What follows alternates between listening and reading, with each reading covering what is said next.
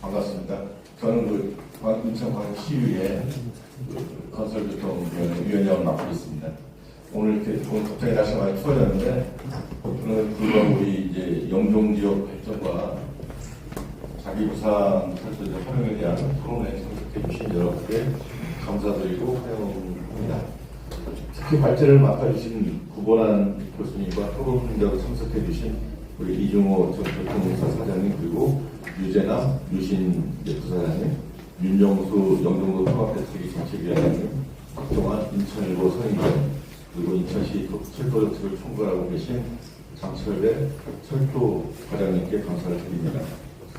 이제 여러분께서도 다 이제 공감하시고 알고 있듯이 영종 지역이 우리 인천의 국제적인 영향력과 물류의 어떤 교차점으로서 이 대한민국의 어떤 발전을 도모하는 전략적 요충지입니다. 그리고 항공 MRO 산업의 중심지이기도 합니다. 최근에 이 부동산 경기 침체 등으로 해서 미다시티도 그렇고 이제 전반적으로 개발이 진행되고 있기 때문에 다양한 방면에서 활성화 대책이 마련되어야 한다고 생각합니다. 지금 아울러서 최근 2년 동안 운행이 중단된 우리 인천공항 자기부상 철도, 도시철도에서 이제 궤도로 전환이 되고 있는 시점이지만 최초의 상용 노선으로 건설된 역사성, 첨단 철도 기술의 육성, 영동 지역의 부족한 교통 인프라 문제 등을 고려하면 관광 수단을 넘어 명실상부한 친환경 대중교통 수단으로 이용하기 위한 방향 재설정이 필요한 시점이 아닌가 생각을 하고 있습니다. 오늘 이 토론을 통해서 영동 지역 발전과 자기부상 철도의 활용에 대한 여러 사람들의 관심과 지혜가 모아져서 세계적인 공항 도시 인천, 영종 국제도시를 만들고 자기부상 철도를 보다 좀 발전시키고 확산시켜서 철도 기술 강국의 디딤돌이 되는 그런 계기가 마련되기를 좀 기대하겠습니다. 한 해 우리 12월 마지막인데 참석하신 모든 분들의 건강과 행복을 기원하면서 영종 지역 발전을 위해서 인천시의회도 더욱 노력하겠다는 말씀을 드리겠습니다. 감사합니다. 그러면 기념 촬영을 갖도록 하겠습니다. 자기부상 화이팅! 앞에 보시고요. 네.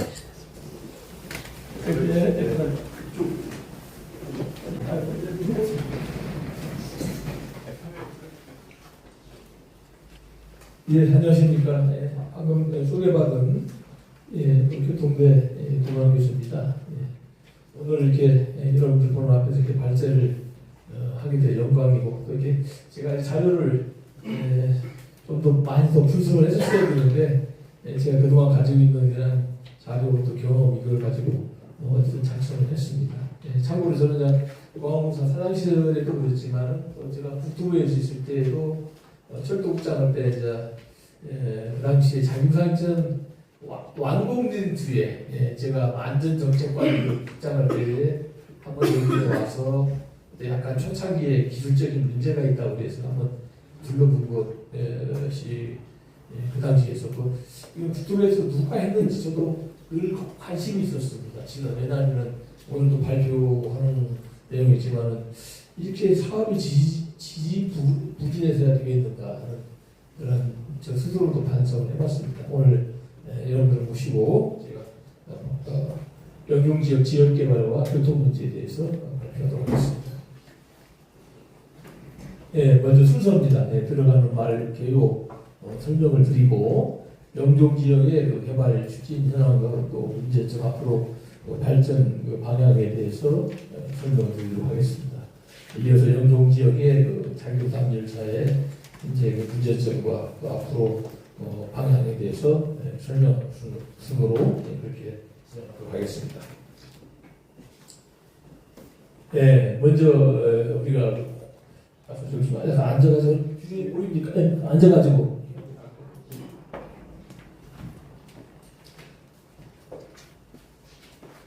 공항 경제권입니다. 사실 여기 우리 임승원하고는 조금 내용이 좀 다릅니다. 우리 이쪽에서 좀 내용을 또 파워포인트에 맞게 하고 일부 좀 보완해달라는 그런 내용이 있고요. 핵심적인 내용은 크게 변할 건 없는데 더 좀 내용도 좀 추가하고 그림도 좀 넣고 했습니다. 그래서 먼저 이제 공항 경제권 좀 생소한 그 이야기가 되겠는데요. 제가 사실은 이제 2019년도 4월에 취임식하면서 공항 경제권을 해야 되겠다 해서 제가 그때 우리 지임사에서 밝혔고 또 DF를 만들어 가지고 그해 9월에 2030 인천공항 비전에다가 이걸 포함을 시켰습니다. 그때만 해도 제가 관심 가지고 있었던 게 영종도 저는 교통도 했고 또 도시 개발도 하고 또 국가균형 발전위에도 파견도 가서 이런 다양한 업무를 하면서 교통과 경제는 같이 통합을 하는 것이 맞다. 그리고 융합을 해야 되는 것이 맞다. 그래서 제가 이런 생각을 좀 하게 됐고요. 사실은 이와 비슷한 얘기는 그동안에 없지 않아 있었습니다. 예를 들어 에어시티라든지 여러 가지 있는데 저는 경제 활동을 중심으로 한 그런 경제권이 되어야 된다. 이런 차원에서 말씀을 드린 겁니다. 그래서 주요 개념, 핵심 개념은 여기 나온 같이 이 지역 어떤 번역이 지역이나 번역이 어떤 글로벌 시대의 신성장 거점이 되어야 된다. 교육이 일어나고 또 이 공항에 적합한 그 산업, IT라든지 바이오, 우리가 소위 말하는 경박 단소형 그러한 그 물류 세계에 맞는 그러한 그 산업들이 집적화되어야 되고 또 사람이 오고 가니까 관광이라든지 그다음에 또 항공 지원 기능인 그 MRO, 항공 정비와 같은 이런 걸 집중적으로 개발해서 결국은 여기에서는 가치가 창출돼야 된다. 이런 생각. 가치가 창출이 안 되면은 큰 의미가 없습니다. 제가 공항공사 오기 전에는 공항공사의 모터가 글로벌 리딩 에어포트였습니다. 글로벌 선도공항. 그래서 뭐 여객을 세계 글로벌 5위, 화물을 3위 이런 걸 가지고 상당한 우리 공항 직원들이 자부심을 가지고 있었습니다. 근데 제가 싱가포르 창의공항을 방문했을 때 깜짝 놀랐습니다. 창의공항은 인천공항보다 운송 실적이 좀 적습니다. 그런데 창의공항이 창출하는 가치는 인천공항보다 훨씬 많습니다. 지금 우리가 말하는 그 공항 주변에 그 각종 산업, 첨단 산업, 또 창의공항 안에 그 터미널 안에 굉장한 관광 자원들 많이 있습니다. 40m 정도 되는 폭포라든지 이런 것들 해가지고 관광 자원들을 많이 개발하는 걸 봤습니다. 그래서 그 당시에 인천공항의 비전을 밸류 글로벌 밸류 크리에이터라고 아마 그때 쓴 걸로 기억이 나요. 가치 창출 입장에서 보자. 우리가 경제적 가치를 얼마나 창출했고 일자리를 얼마나 창출했고 이런 식으로 쭉 보면은 우리가 앞으로 인천공항과 영종 지역이 나아야 될 방향이 나온다. 그래서 제가 그런 걸 했고요. 마지막으로 이제 모빌리티 이 혁신 오늘 주제와도 관련이 되어 있습니다. 공항 경제권이 제대로 돌아가려면은 거기에 이동성과 접근성을 최대한 높여야 되는데 뒤에도 설명하겠습니다만은 아쉽게도 영종 지역은 닫힌 지역이 되어버렸습니다. 민자 도로도 있고 그래서 사람들이 프리 무브먼트 자유롭게 이동하는 곳이 아니라 걸림돌 제대로 들어갈 수 없는 이런 곳이 되다 보니까 영종 지역 발전 특히 경제권 조성하는데 상당히 걸림돌이 된 걸로 생각됩니다.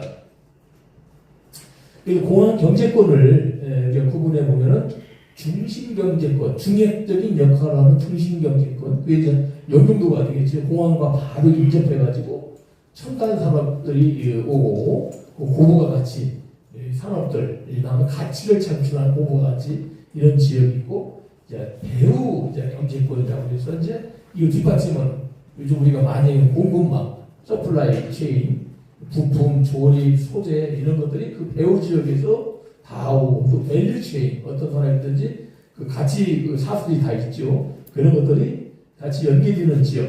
이게 우리 쪽으로 보면은 송도, 청라, 검단, 안산 이런 수도권 지역이 아마 이렇게 되고 있을 겁니다.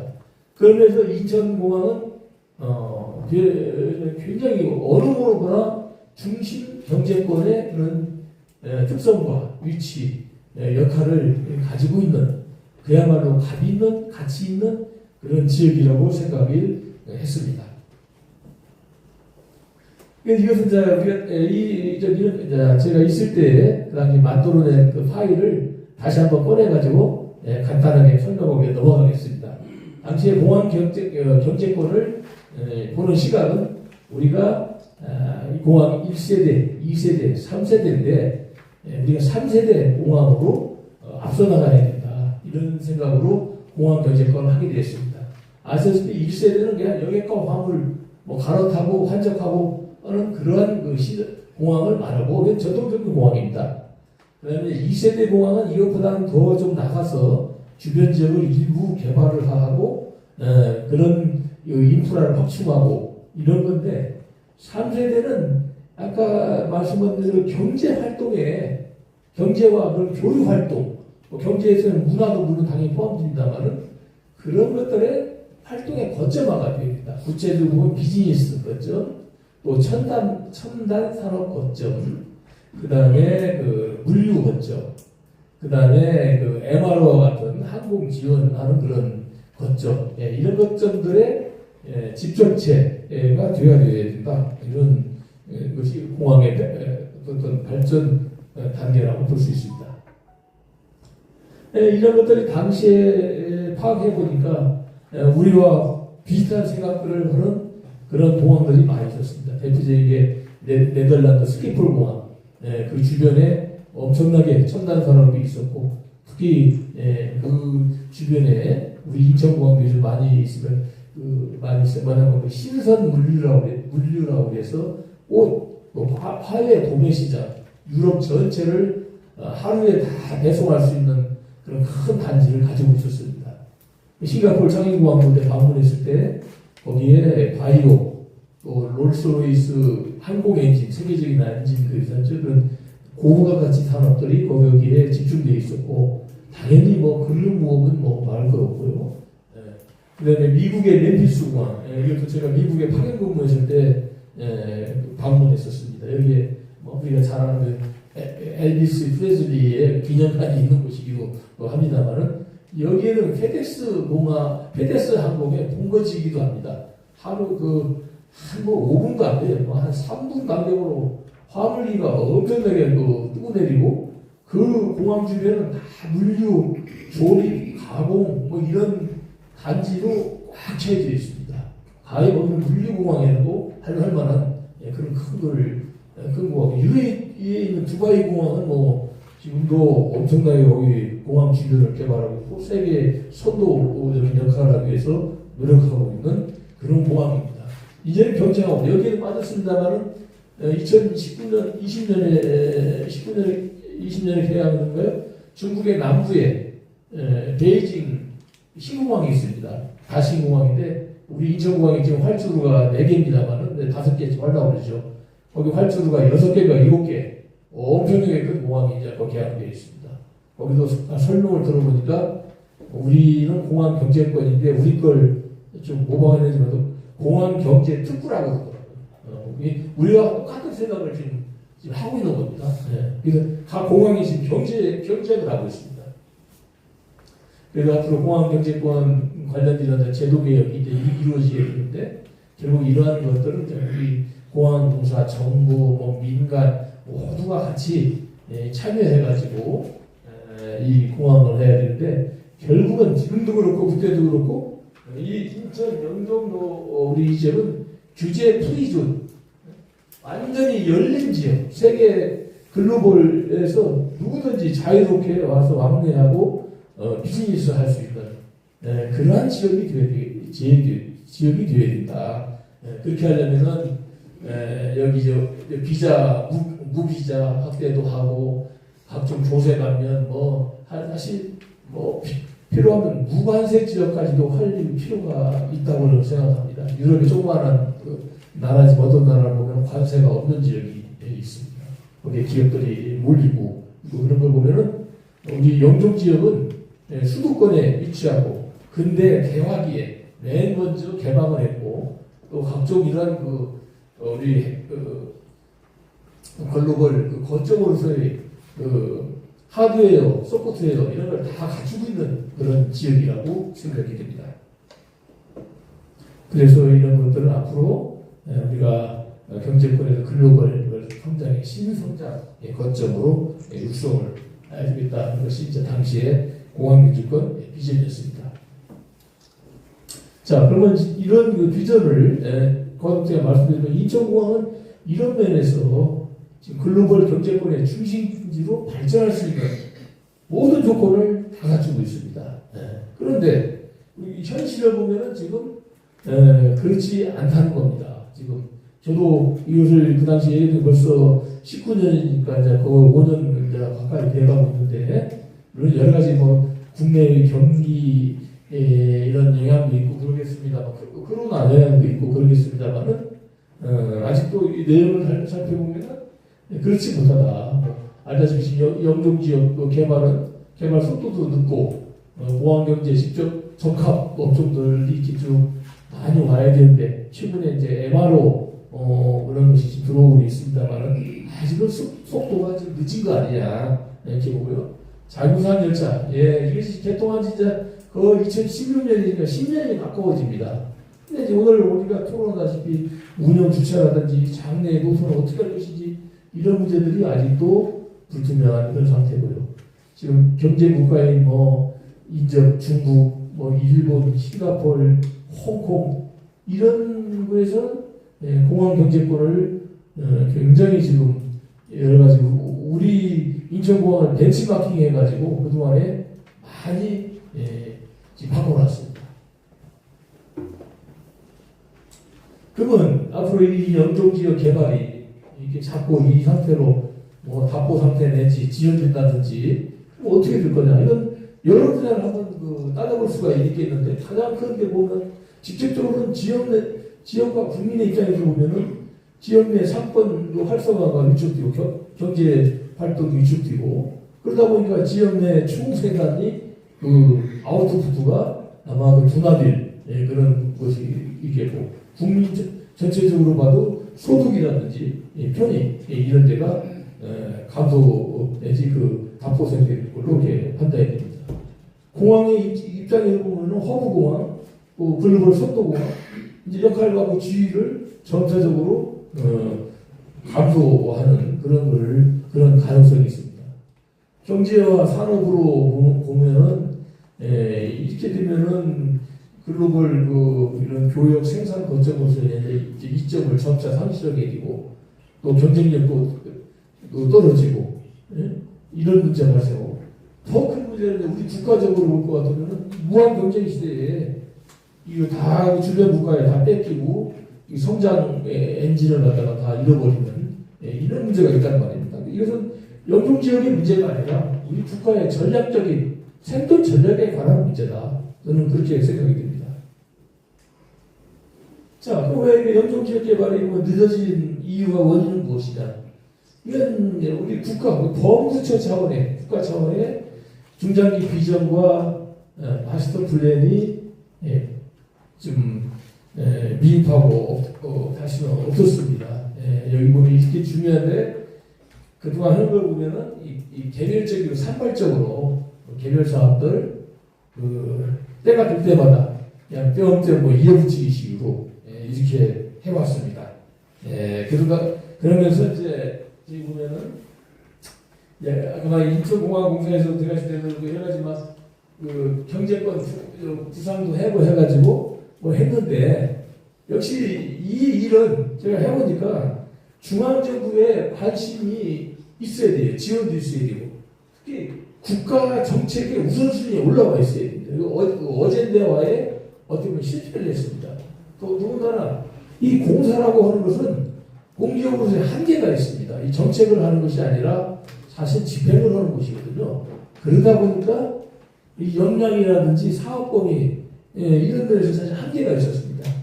더군다나 이런 것을 법제도적으로 뒷받침할 수 없는 당시에 하다 보니까 좀 깜깜했어요. 저도 이렇게 보니까 어떤 정책 이런 계획을 만들 수는 있는데 법제도적인 지원 장치가 없다 보니까 실효성이 없는 거죠. 그런데 다행히도 이제 요즘 지난 국회이죠. 우리 지역구 의원이신 또 배진영 의원님이 공항 경제권 개발 및 지원에 관한 특별법을 이제 발의하셔서 지난 국회에서는 국회에서 일단 보류되다가 다시 이제 새로운 국회에서 또 다시 상정을 했습니다. 일단 큰 기대를 걸고 한번 보아야 될 것 같습니다. 자, 이 또 하나는 보면 글로벌 트렌드와 중심지 전략. 이게 지금 영종 우리 이쪽 지역에는 인천 이쪽 신성장 거점은 결국 이제 송도, 청라, 영동이라고 볼 수 있겠는데 저도 왜 그런지 잘 모르겠어요. 아마 송도가 90년대부터 시작돼서 그런지는 모르겠습니다만 개발은 어쨌든 송도가 먼저 개발을 하면서 영종도가 후순위로 올리면서 아까 제가 공항 경제권 아까 그 시험 시작할 때 말씀을 드렸지 않습니까? 이 그림에서 보다시피 이 중심 경제권에 이렇게 영종도가 이게 있어가지고 배후 경제권으로 이렇게 퍼져나가야 됐었는데 이게 지금 다소 좀 이상하게 그렇게 됐던 것 같습니다. 뭐 여러 가지 배경과 이유가 있는 걸로 이렇게 판단은 됩니다만은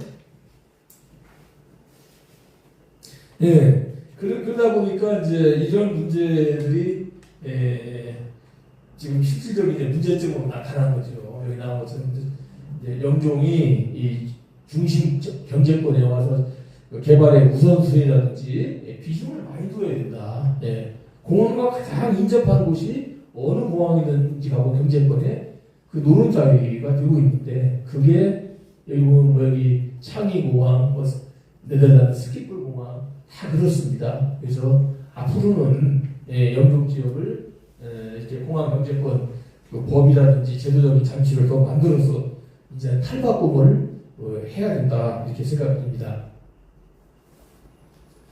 그리고 이제 또 이게 늦어진 유진을 보면은 인천공항과 주변 지역 개발과 관해서 연계성이 의심선도 부족하다 이거죠. 이런 대표적으로 보면은 뭐 그렇게 할 수밖에 없겠다는 생각은 들어갑니다. 왜냐하면 우리가 2002년도에 개항했지 않았습니까? 90년대부터 이 건설에 착수했는데 당시에는 공항 하나 건설하는 거에 사실 집중해도 힘이 모자랄 판이었습니다.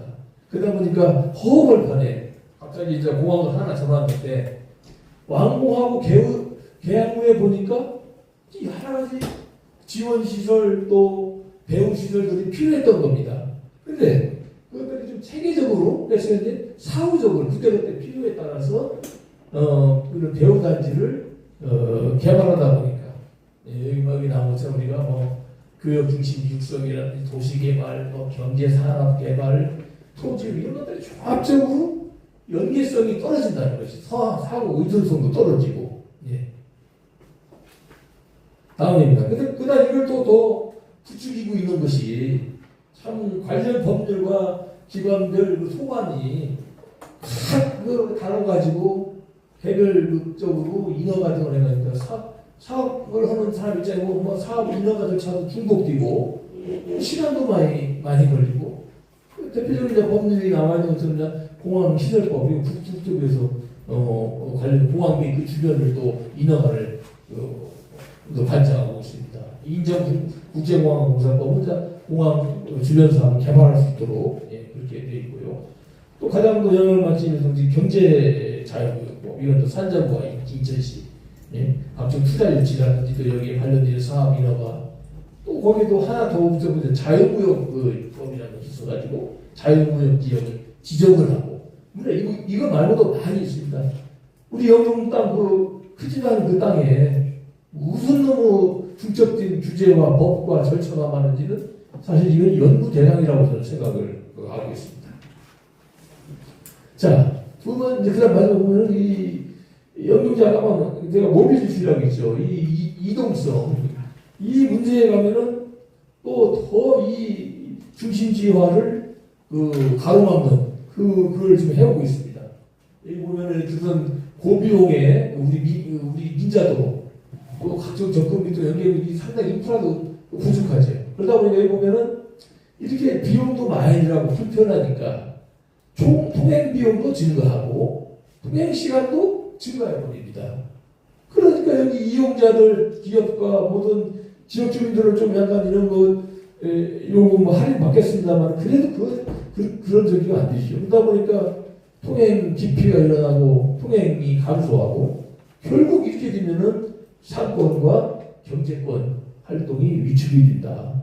결국은 영동 지역은 다튀고 고립되고 격리된 지역, 그야말로 이 중심지와의 큰 타격을 입고 있다 이렇게 생각이 됩니다.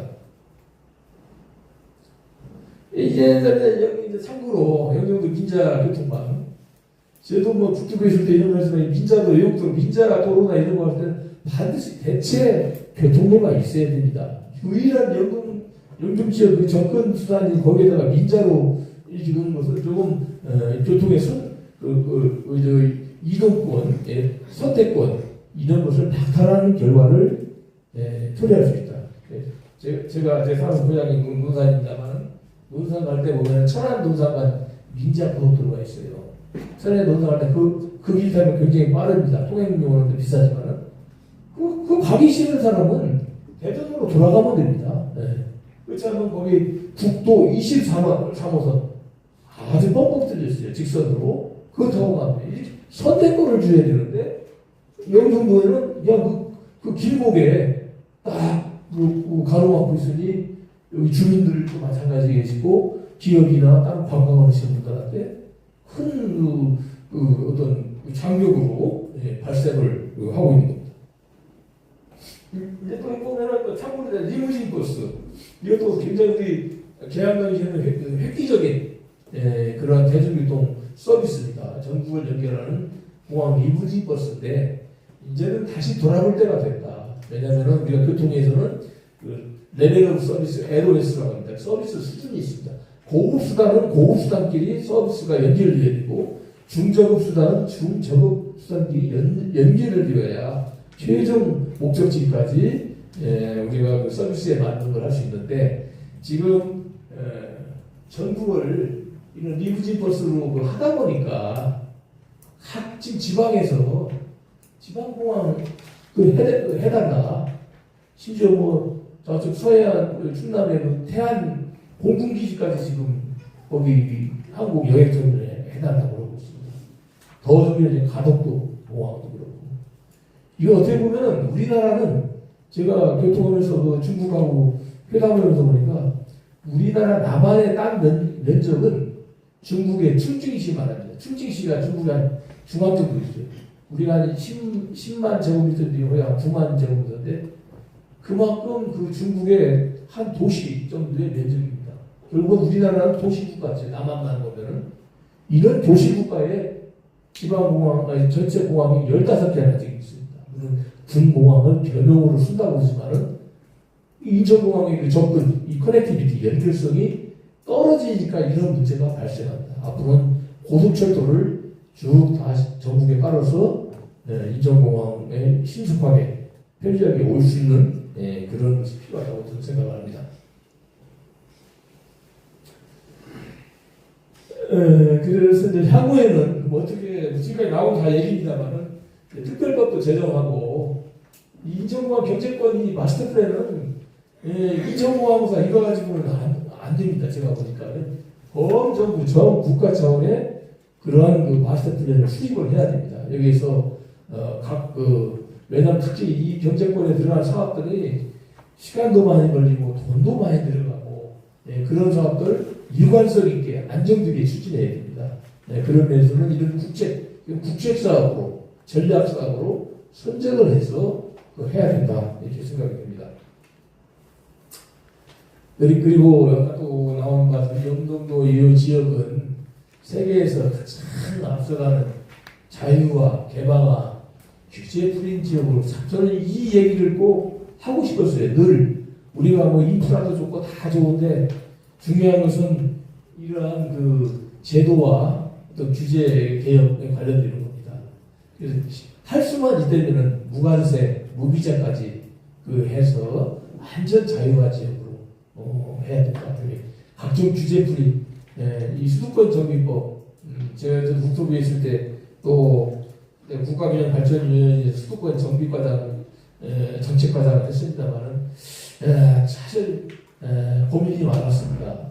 이 좋은 점과 나쁜 점이 있는데 하여튼 제가 영국에서 공부할 때 영국은 80년도에 대처수당이 나와가지고 우리나라 수도권 정비법과 같은 그런 것을 규제를 다 전면 철폐해버렸습니다.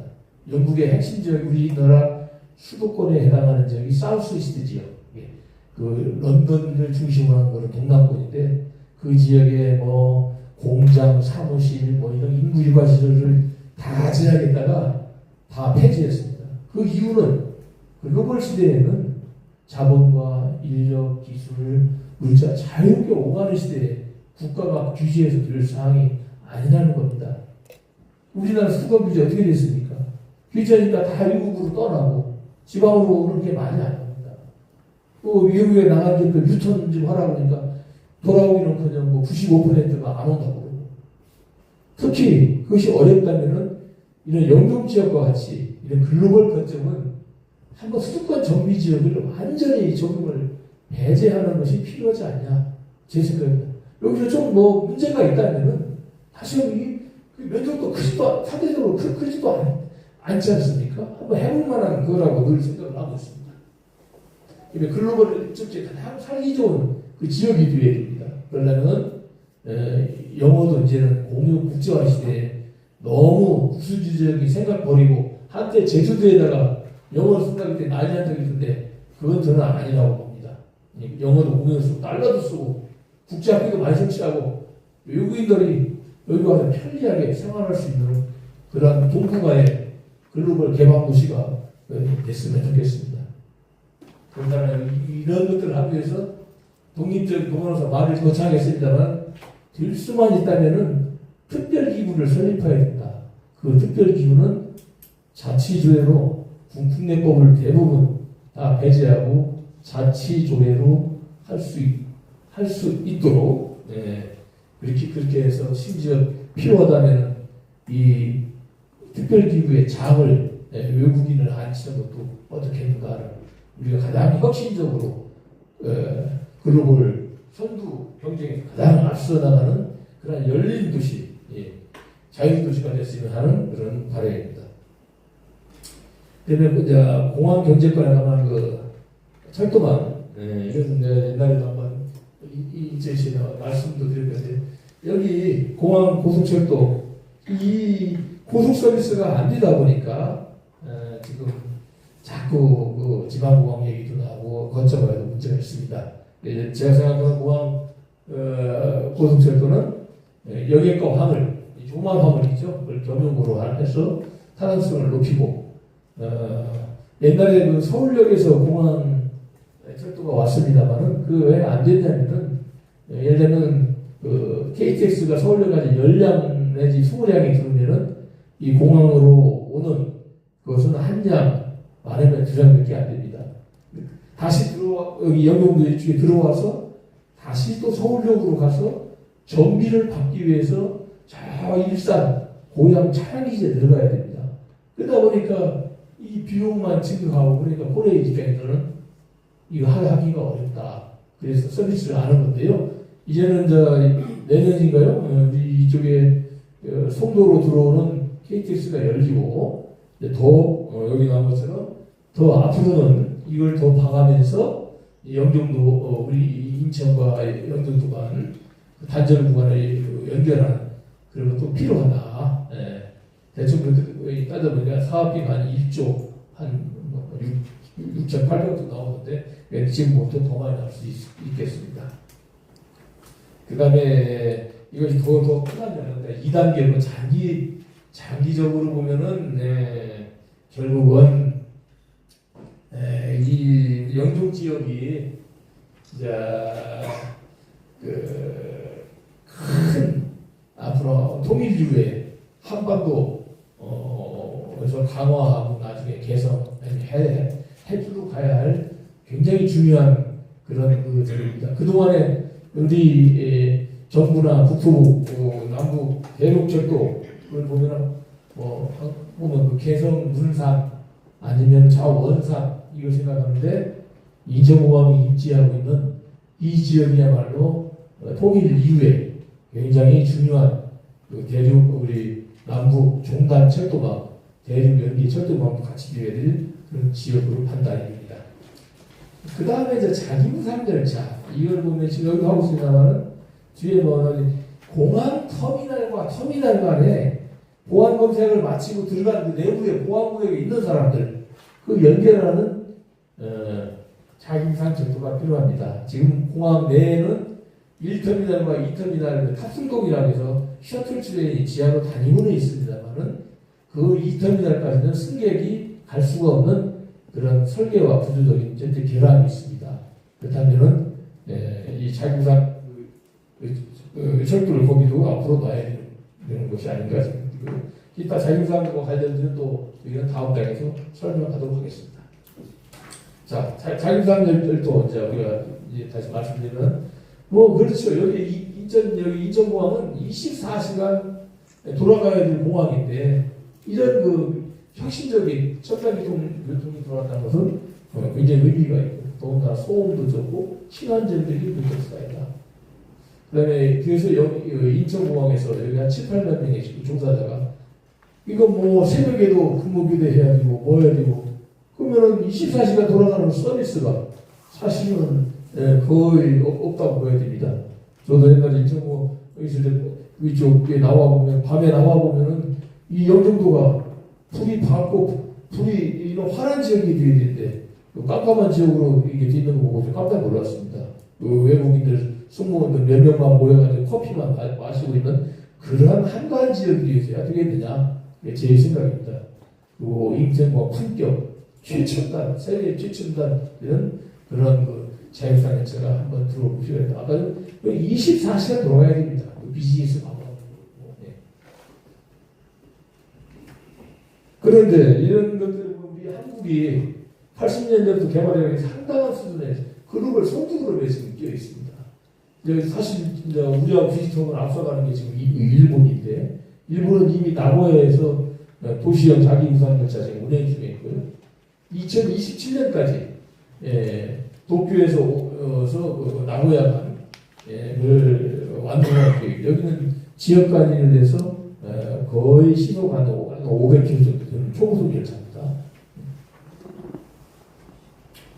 독일이 여기 굉장히 선두주자입니다. 사실 이 기술을 많이 가지고 있는데 그 기술을 독일이 중국에 수출해가지고 지금 상하이 푸동공항에는 시속 400km짜리 자기부상 열차가 한 30km 정도 운행하고 있어요. 이 중국이 이렇게 빠릅니다. 미국도 알다시피 우리 일론 머스크가 지금 뭐 테슬라 하고 있습니다만은 샌프란시스코와 LA 간 그 거리 그걸 갖다 1200km짜리 자기부상 열차를 초고속 열차를 지금 하기 위해서 시험선을 지금 건설을 하고 운영하고 있습니다. 자, 이 영종도에 왜 자기부상 열차가 이게 안 되고 있는가?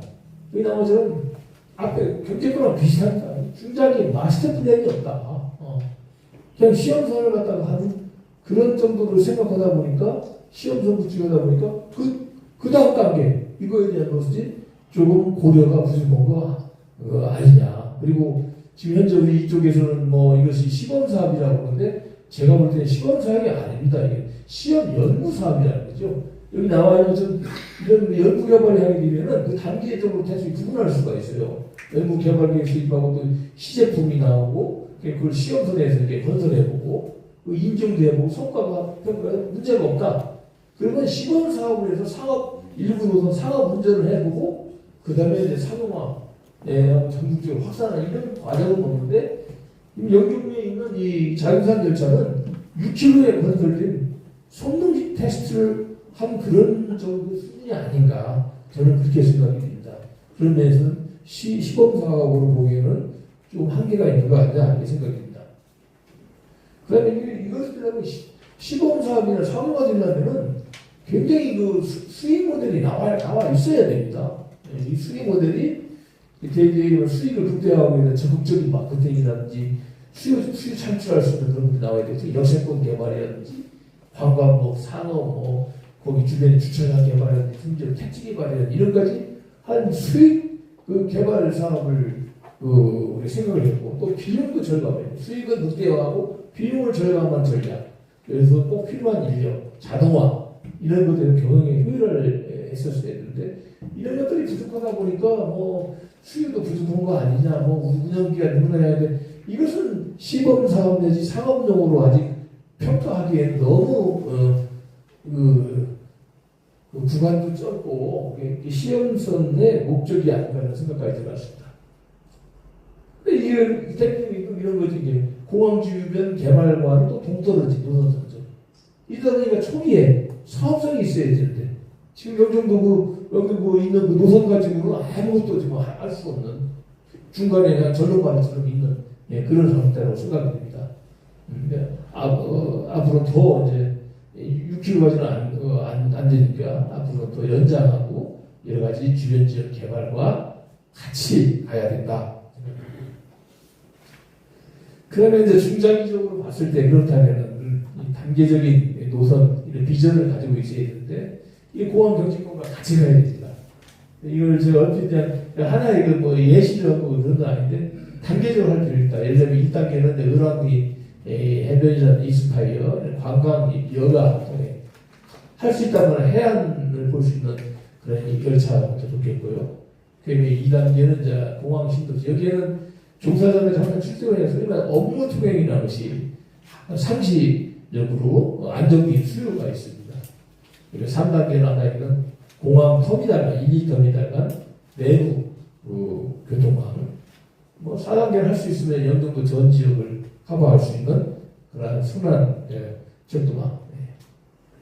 그래서 여기에 지금 나와 있는 이런 것이 그림으로 나와 있죠. 영등도 이 앞으로 을왕리 인스파이어 이제 좀 거쳐가지고 이런 거인데 좀 한번 구체적으로 한번 내용 한번 보여주시죠. 저기 이런 것이 검토하고 있는데 또 자율사행 열차가 그릴게요.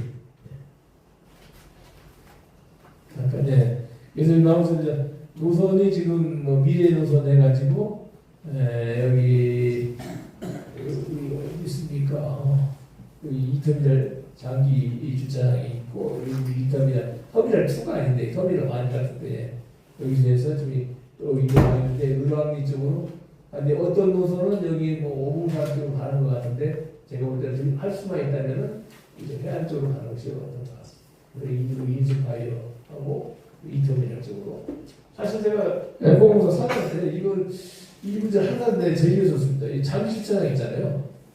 이거 왜 여기다 하냐? 여기가 아주 비싼 땅이다. 가치 있는 땅. 장기 주차장 쫙 두는 땅하고 읽어버렸어요. 이미 뭐 다 설계 끝나고 다 하겠다는 것은 조금 끝나버렸는데 왜냐면은 런던 히스로 공항이나 주요공항 가면 장기 주차장은 한상가예요. 그것이 않은 차를 왜 이 비싼 땅, 중요한 땅에다 여기다 모을 게 있는 거야. 그래서 제가 이제 또 하나 여기서 1터미널에 있는 여기 6만 평 정도의 여기 주차장, 장기 주차장 땅이 있어요. 그거 왜 여기다 놓냐? 그것은 어느 정도 빨리 끝난 것 같아요. 요즘 보니까 보안공사가 랜드마크 뭐 부동산다고 6만 평을 이제 다른 용도 거기에 뭐 항공사, 본사라든지 문화 시설, 뭐 쇼핑몰 큰 빌딩 건설하고 그건 잘 된 것 같아요. 그렇다면 장기 주차장들이 다 빠져나오게 되면은 이런 여기에 나와 있는 노선의 중간중간에 그런 수익 사업으로서 주차장을 장기 주차장을 놓는 것이 어떤가 생각이 듭니다. 네, 좀.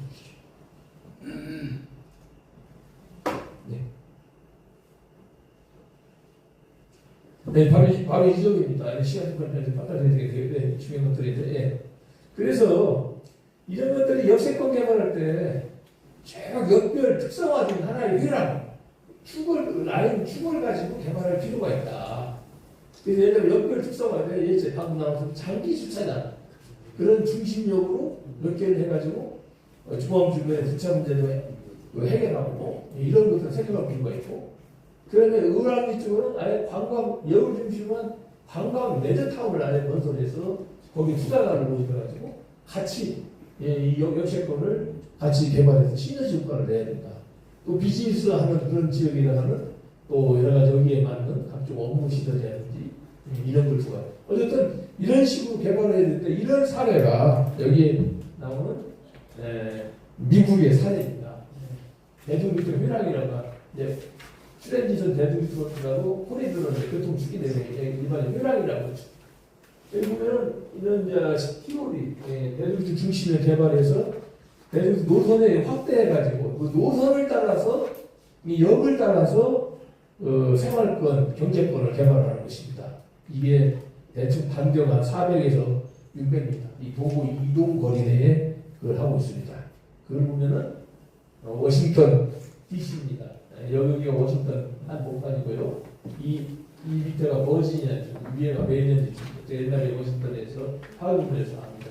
이 버지니아 주에서 이쪽으로 빠지는 이 알링턴 그 노선이 있는데 지금 알링턴 그 노선에 관한 얘기입니다. 알링턴 노선에 이렇게 워싱턴 여기 DC 안에 분부 여기에서 여기 일반으로 빠지는 한 이렇게 5개 정도의 역이 있습니다. 이 전철역인데 이 역들의 역세권은 다 특색 있게 이렇게 개발을 우리나라는 저 부건방처럼 똑같이 나지 않습니까? 여기는 그렇게 안 되어 있습니다. 우리 앞으로 자율방열차 역세권 개발할 때 참고해야 될 그런 사항이 아닌가 해서 여기에 넣어봤습니다. 네, 여기 역들 이름하고 여기 5개가 있죠. 이 역들이 어떻게 되어 있습니까? 이것은 이런 역들에 대한 밀도를 이렇게 그림으로 표시한 겁니다. 밀도, 주변 밀도. 이걸 해보니까 불사의 황소 눈깔처럼 되어 있다는 거죠. 이거 하나, 둘, 셋, 5개가 있습니다. 역들의 그 밀도하고 개발 이런 점을 쭉 해보니까 중심지가 여기 있고 주변으로 나가서 이런 형태를 펼치는데 이걸 그림으로 그려보니까 황소 눈깔처럼 되어 있다. 이런 겁니다. 그래가지고 전철 역별로 어떻게 했냐면 라시린 역이라고 아까 맨 처음 남아있는 여기는 인류의 어떤 인류 수준의 사무실 그다음에 비즈니스 그런 센터로 그 역을 개발했습니다.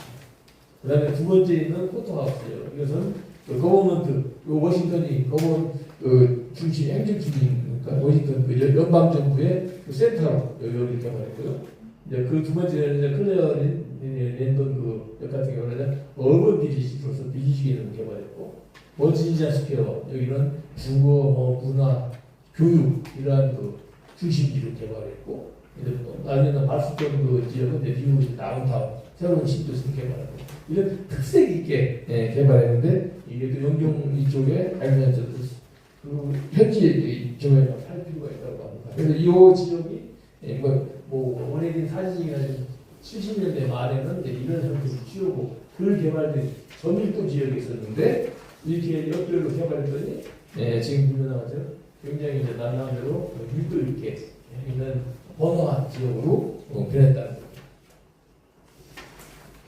그래서 이제 거기다 끝나가는데요. 앞으로 이 저희는 바람직한 방향은 제3섹터식의 그런 건설 운영 주체가 필요하다. 여기는 이제 공공 분야, 국토부, 인천시, 우리 공항공사 여기 인천 도시셨다고 민간 자본이 들어와서 이걸 좀 재원도 확보하고 교육도 효율화할 필요가 있다.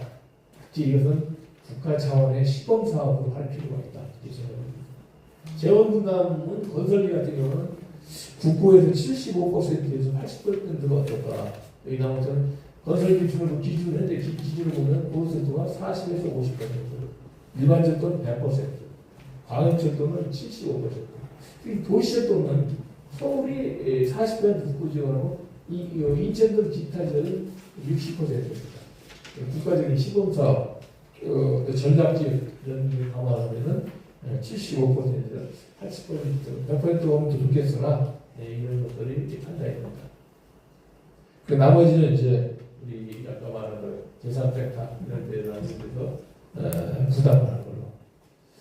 이건 좀 우리 정부에 관한 얘기인데 이 자율방열차를 추진하는 이 법이 좀 애매합니다. 이 법을 현재 하려고 하는 게 궤도 운송법을 가지고 있는데 궤도 운송법은 60년대부터 나온 법입니다. 그때는 철도청이 정부기관으로서 그냥 독점적으로 건설하고 운영하고 있으니까 그렇게 필요가 법이 이런 그 당시에 그 동대문 뭐 이런 데들 돌아다니는 그 약간 이런 노면 그 전철 그런 걸 할 수 있는 법이 없다 보니까 그래도 우승법이라는 법을 만들었는데 지금은 아니라는 거죠.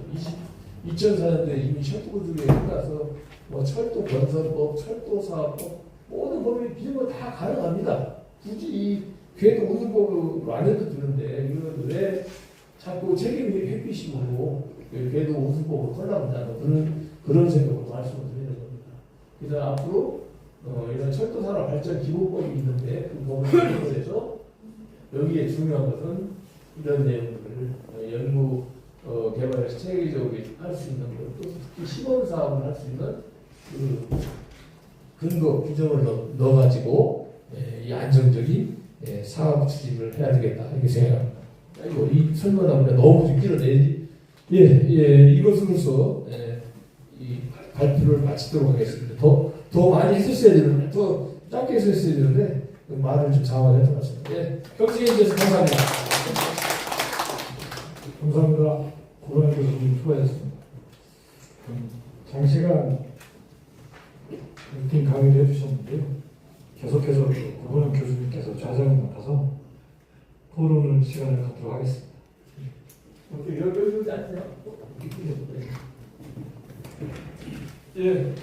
제가 발표했는데